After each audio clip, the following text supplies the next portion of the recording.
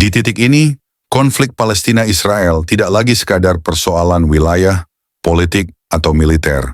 Ia telah berubah menjadi ujian iman, ujian nurani, dan ujian persatuan umat. Kita menyaksikan umat muslim yang terpecah. Sebagian memilih diam, sebagian memilih aman, sebagian lagi bahkan hanya menyetujui tanpa tindakan nyata. Ironisnya, hari ini kita melihat sesama umat muslim justru saling berseberangan.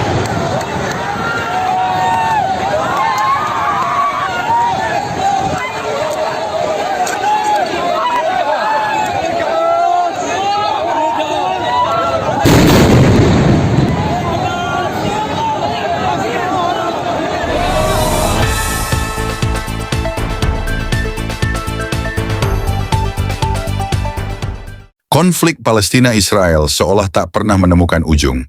Setiap hari, eskalasi meningkat. Korban terus berjatuhan.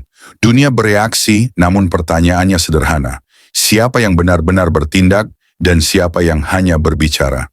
Di tengah tekanan global digelar dua forum besar, KTT Liga Arab dan KTT Luar Biasa Organisasi Kerjasama Islam di Riyadh, Arab Saudi. Pertemuan ini dihadiri mayoritas negara muslim, termasuk Indonesia. Hasilnya terdengar tegas, kecaman keras terhadap agresi militer di Gaza dan dugaan kejahatan perang. Namun di balik pernyataan resmi itu, muncul satu fakta krusial. Tidak satu pun keputusan kolektif berani menyentuh sanksi nyata. Dalam pertemuan yang melibatkan Liga Arab dan Organisasi Kerjasama Islam, negara-negara peserta sepakat pada satu hal, mengecam agresi militer dan penderitaan warga sipil Palestina. Namun ketika wacana beralih ke langkah konkret, forum mendadak terbelah. Iran mengajukan proposal keras, pembekuan hubungan diplomatik dan ekonomi pelarangan, penggunaan pangkalan dan alat perang asing di Timur Tengah, penutupan wilayah udara negara-negara Islam, sanksi minyak delegasi, diplomatik bersama ke AS, Eropa, dan Rusia untuk mendorong gencatan senjata penuh. Usulan ini ditolak oleh sejumlah negara kunci. Lalu muncul pertanyaan besar, siapa saja negara yang menolak sanksi tegas dan mengapa?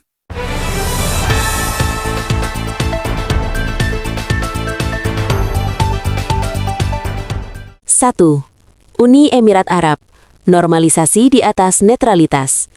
Uni Emirat Arab menjadi negara Arab ketiga yang menjalin hubungan diplomatik resmi setelah Mesir dan Yordania. Meskipun mengecam korban sipil, UEA juga mengecam Hamas dan kelompok bersenjata Palestina. Bagi Emirat, stabilitas kawasan dan kepentingan ekonomi menjadi prioritas utama. Hubungan strategis dengan Amerika Serikat, investasi teknologi, dan perdagangan global membuat opsi sanksi dianggap berisiko.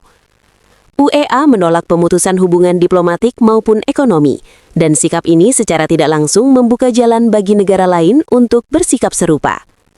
Kedua, ada Arab Saudi. Hal ini mungkin mengagetkan kita semua karena negara Arab Saudi merupakan negara yang mencerminkan Islam.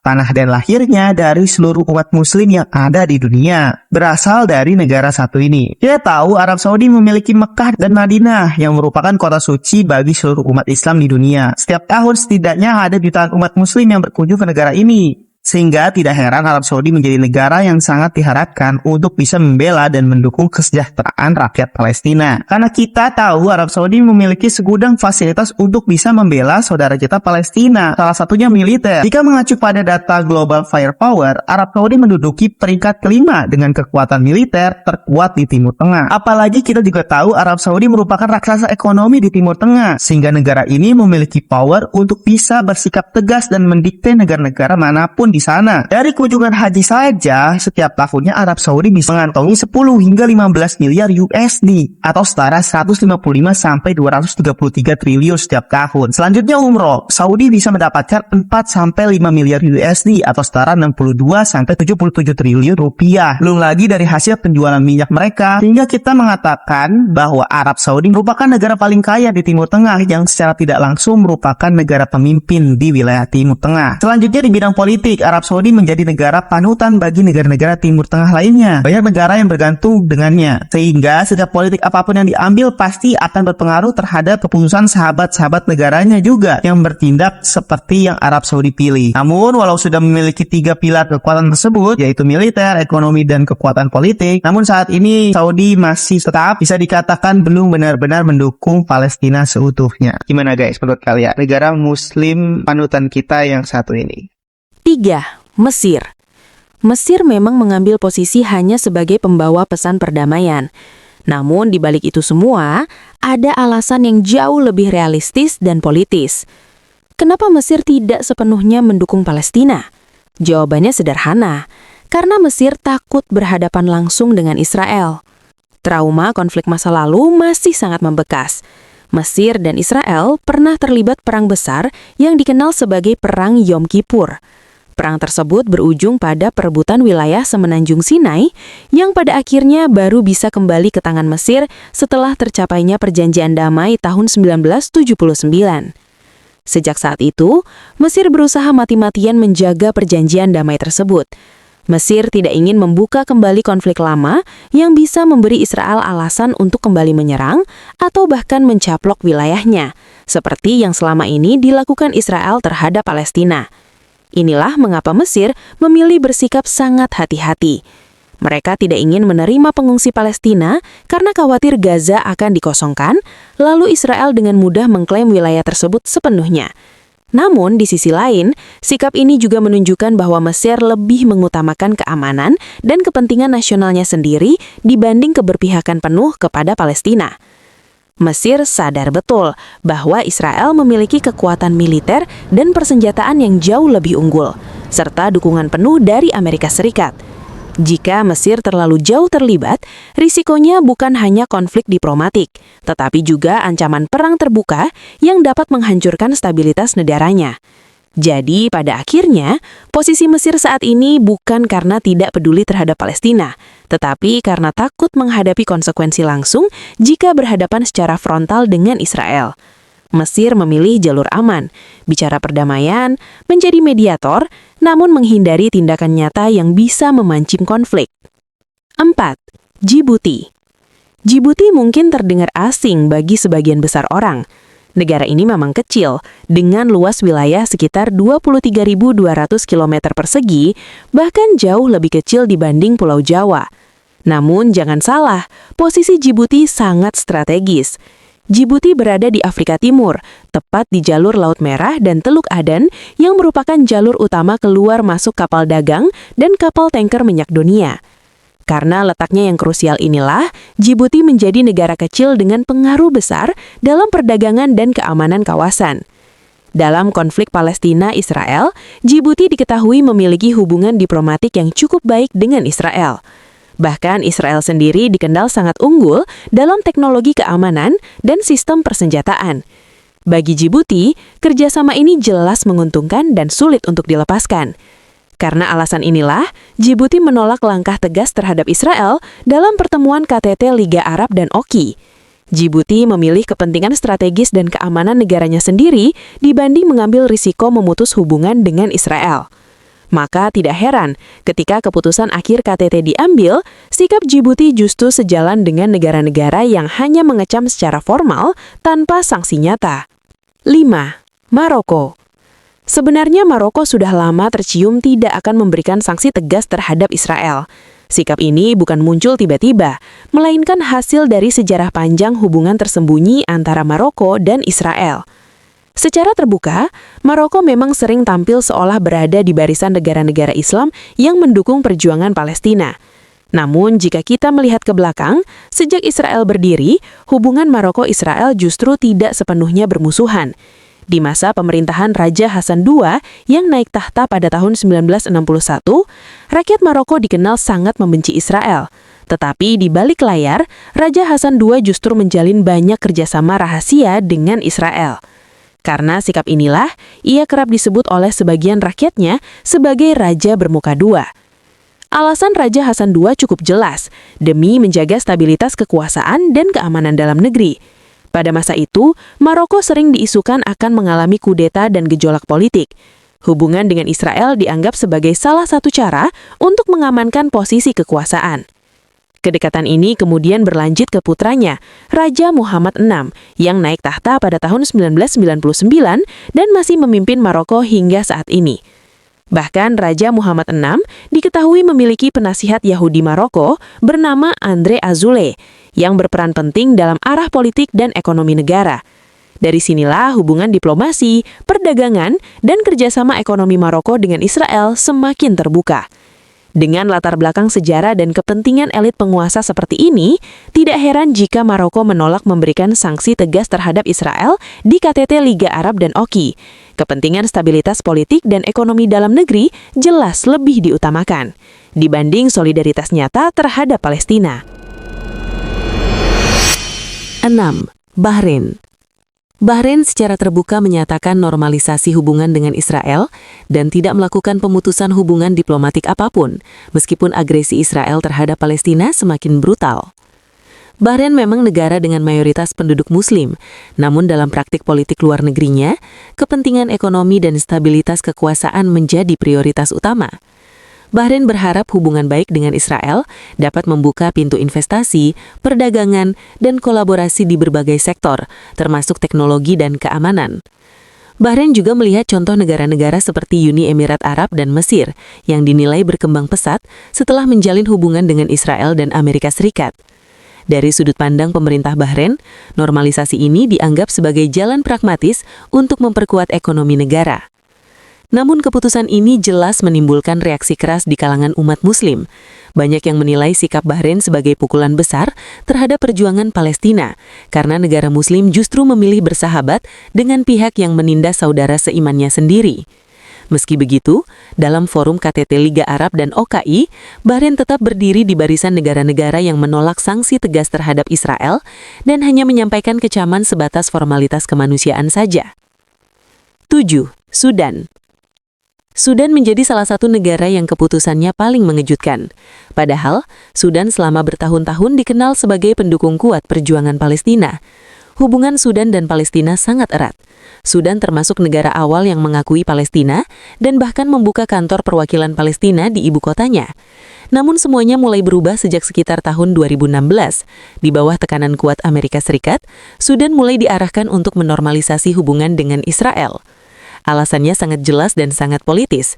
Sudan dijanjikan dicabut dari daftar negara sponsor terorisme, sanksi ekonomi dihapus, utang internasional diringankan, dibuka akses bantuan dan pinjaman dari lembaga keuangan dunia.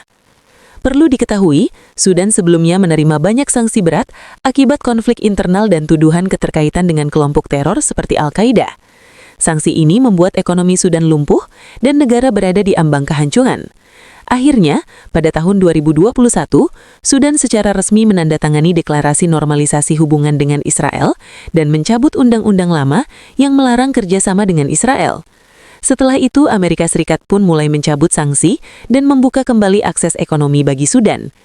Keputusan ini membuat banyak pihak menilai bahwa Sudan mengorbankan solidaritas terhadap Palestina demi menyelamatkan negaranya sendiri dari krisis.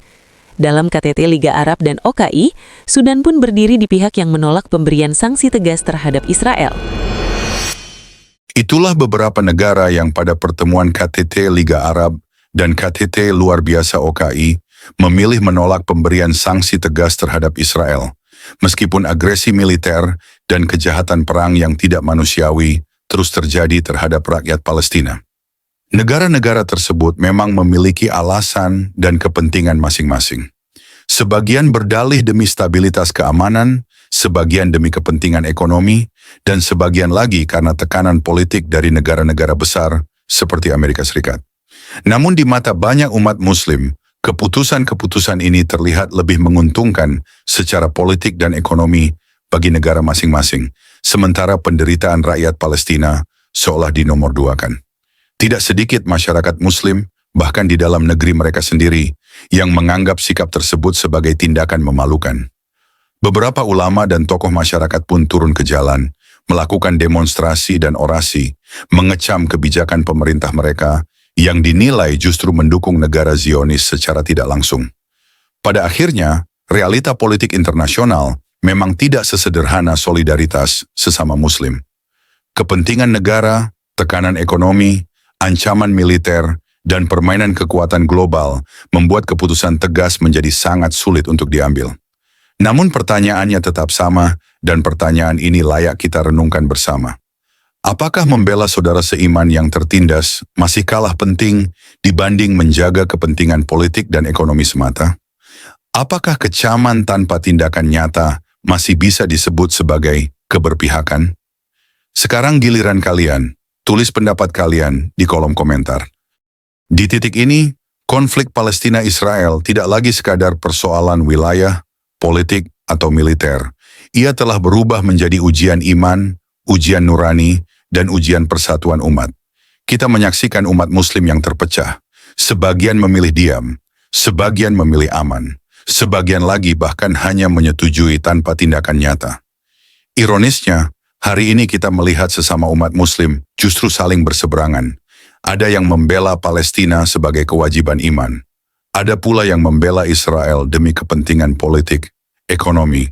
Inilah bukti bahwa yang bermasalah bukan agamanya, melainkan cara sebagian umat memahami dan mempraktikkan ajaran itu sendiri. Bukan karena ajaran Tuhan tidak jelas, tetapi karena ajaran itu dipelintir untuk membenarkan pilihan yang sudah diambil lebih dulu. Ada yang mengatasnamakan iman untuk diam, ada yang mengatasnamakan stabilitas untuk aman. Ada pula yang mengatasnamakan kepentingan negara, lalu membungkusnya dengan dalil agama. Di titik inilah, agama tidak lagi menjadi kompas moral, melainkan alat pembenaran. Dan ketika agama dipakai seperti itu, umat akan terpecah, bukan karena kebenaran bertentangan, melainkan karena nurani dikalahkan oleh kepentingan. Saudara-saudari terkasih dalam Kristus, terima kasih sudah mendengarkan renungan firman Tuhan sore ini. Bukan suatu kebetulan jika saudara ada di sini saat ini. Tuhan sendiri yang mengatur langkahmu, Tuhan sendiri yang mengetuk pintu hatimu, dan Tuhan sendiri yang menanamkan firman-Nya ke dalam jiwamu sore ini. Biarlah setiap kebenaran yang telah kita dengar tidak berhenti hanya di telinga, tetapi menembus hati, mengalir dalam pikiran, dan diwujudkan dalam perbuatan. Renungan ini bukan hanya perenungan, ini adalah panggilan. Panggilan untuk bertobat, panggilan untuk kembali, panggilan untuk bangkit, dan berjalan dalam kebenaran yang sejati. Karena kita tidak tahu berapa banyak sore lagi yang Tuhan izinkan untuk kita. Kita tidak tahu apakah esok masih milik kita. Tapi hari ini, sore ini, adalah anugerah yang tidak boleh disia-siakan. Mungkin ada banyak hal yang belum saudara mengerti, banyak luka yang belum sembuh, banyak doa yang belum terjawab. Tapi percayalah, Tuhan tidak pernah tutup telinga terhadap jeritan jiwa yang jujur, dan tidak pernah tutup mata terhadap air mata yang jatuh dalam diam. Tinggallah dalam kasih-Nya, berjalanlah dalam terang-Nya, dan peliharalah imanmu sampai akhir. Sore ini mungkin telah berakhir, tetapi firman yang telah tertanam dalam hati kita, biarlah itu terus tumbuh, menguatkan, menyucikan, dan membentuk kita menjadi serupa dengan Kristus. Bukan hanya hari ini, tapi sampai hari di mana kita bertemu muka dengan Dia yang kita imani. Jangan lelah melakukan yang baik. Jangan menyerah meski badai belum reda. Tetaplah percaya bahwa Tuhan tidak pernah melepaskan tangan-Nya dari orang-orang yang berharap kepada-Nya. Sampai jumpa di renungan firman Tuhan berikutnya. Tetap setia, tetap menyala dalam kasih, dan tetap berjalan bersama Sang Gembala Agung, Yesus Kristus yang hidup dan akan datang kembali. Tuhan Yesus memberkati saudara semua. Mari kita berdoa. Terima kasih Tuhan Yesus. Terima kasih untuk sore yang penuh anugerah ini. Untuk setiap napas yang masih Kau izinkan berhembus dalam tubuh kami.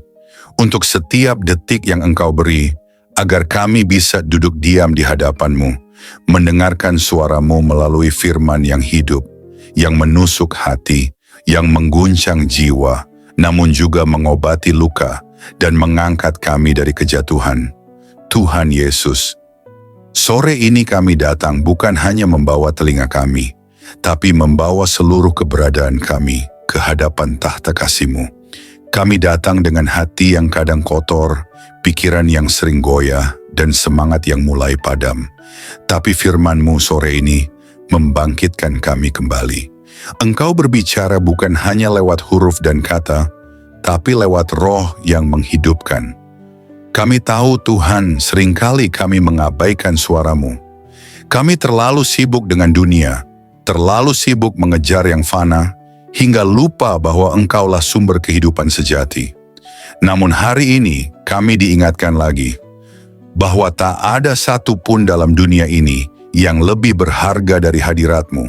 Engkaulah mutiara yang mahal, harta terpendam yang layak kami tinggalkan segalanya demi mendapatkannya. Ajari kami untuk mencintai-Mu lebih dari segala yang kami miliki.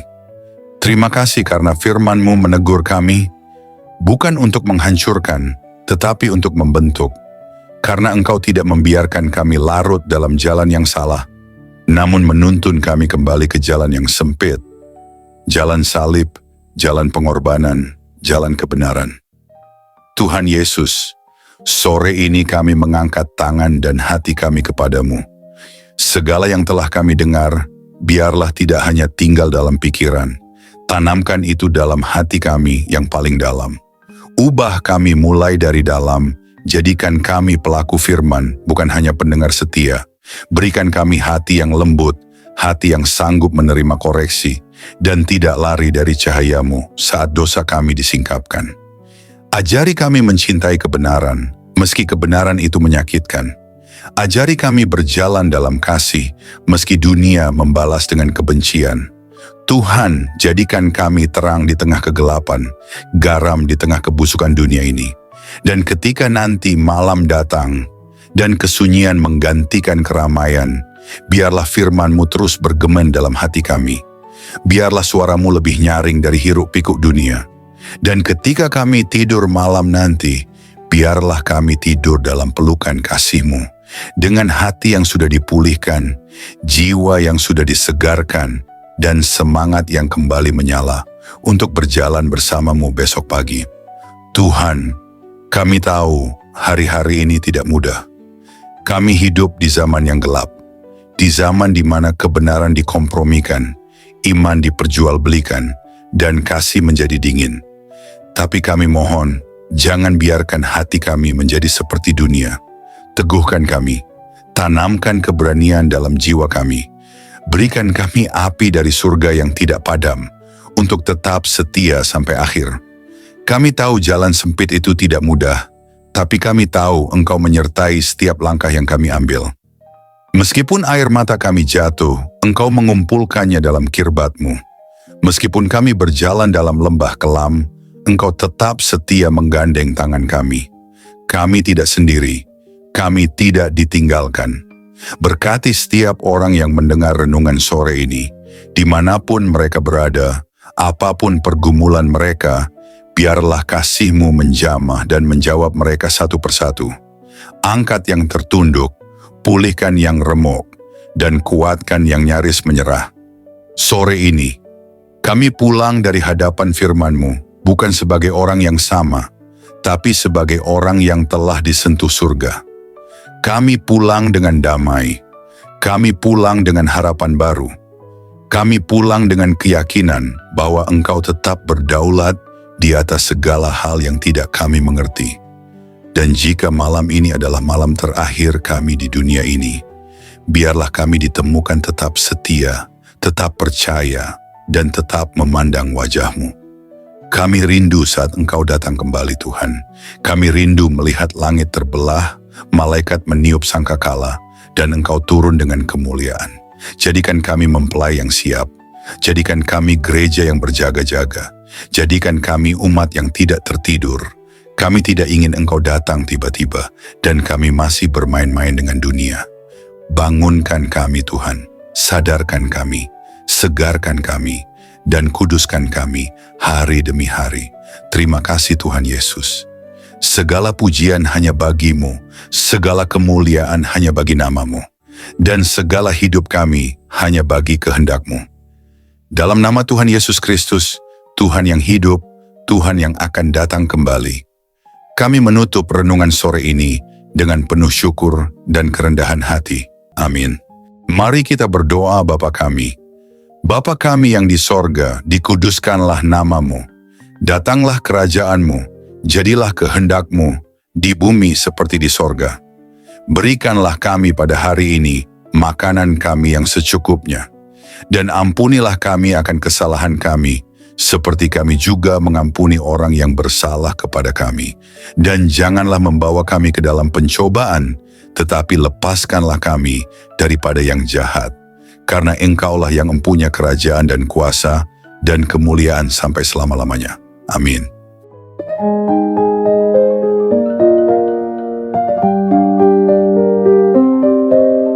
Saudara-saudari terkasih dalam Kristus, terima kasih banyak atas kesetiaan saudara-saudari mengikuti renungan firman Tuhan sore ini sampai selesai. Semoga setiap firman yang telah kita dengar, setiap pesan yang telah menyentuh hati, dan setiap doa yang telah kita panjatkan bersama, sungguh-sungguh menjadi kekuatan dan penghiburan bagi hidup saudara di hari-hari yang penuh tantangan ini.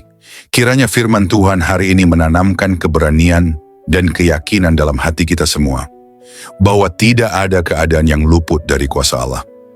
Dalam kegelapan dunia yang semakin pekat, marilah kita tetap menjadi terang yang memancarkan kasih, kebenaran, dan pengharapan yang hanya datang dari Tuhan. Jangan pernah menyerah, sebab Tuhan berjalan bersama kita, menuntun langkah kita, dan membukakan jalan saat kita merasa terjebak dan buntu. Ingatlah bahwa di setiap pergumulan ada pertolongan Allah yang siap datang, dan dalam setiap tangisan ada penghiburan yang dari surga. Kami mengajak saudara-saudari untuk terus membagikan berkat ini kepada orang-orang yang membutuhkan. Jangan ragu untuk like, subscribe, komen, dan bagikan renungan ini. Dengan begitu, berkat firman Tuhan dapat menyebar luas, menjangkau lebih banyak jiwa yang haus akan kasih dan kebenarannya. Teruslah teguh dan kuat dalam iman, jadilah saksi hidup yang membawa damai dan sukacita dari Kristus dimanapun saudara berada. Jangan lupa untuk tetap membuka hati dan pikiran dalam setiap renungan berikutnya, karena Tuhan masih punya banyak firman yang luar biasa untuk diberikan kepada kita. Sampai bertemu lagi di renungan firman Tuhan sore berikutnya, dengan harapan dan doa agar Tuhan selalu menyertai langkah saudara-saudari semua, melindungi, memberkati, dan menguatkan dalam setiap keadaan. Tuhan memberkati. Amin.